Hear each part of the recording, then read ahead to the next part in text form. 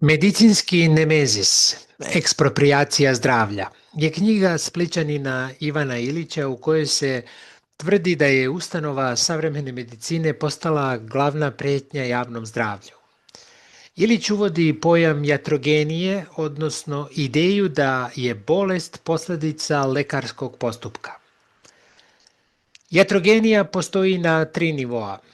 Klinička jatrogenija je ideja da su oštećenja i bolesti direktno vezani za medicinske tretmane, lekove i dijagnostičke procedure. Primjeri su neželjena dejstva medikamenata, bolničke infekcije i pogrešne dijagnoze. Društvena jatrogenija je način na koji medicinski sistem preuzima kontrolu nad svakodnevnim životom, pretvarajući normalne ljudske procese kao što su rađanje, starenje, bol i smrt u medicinske probleme koji zahtevaju profesionalnu intervenciju.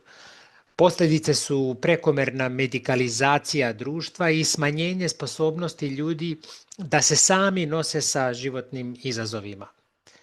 I kulturna jatrogenija je nivo na kom medicina uništava tradicionalne načine na koje se ljudi suočavaju sa bolom, patnjom i smrću.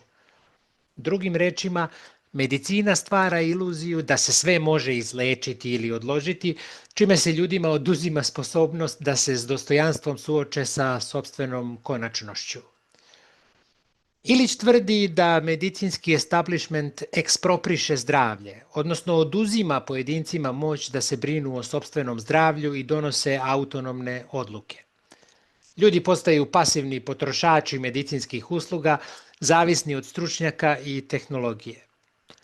Autor kritikuje profesionalni monopol na medicinsko znanje koji sprečava njegovu širu podelu i osnaživanje pojedinaca da preuzmu odgovornost za svoje zdravlje.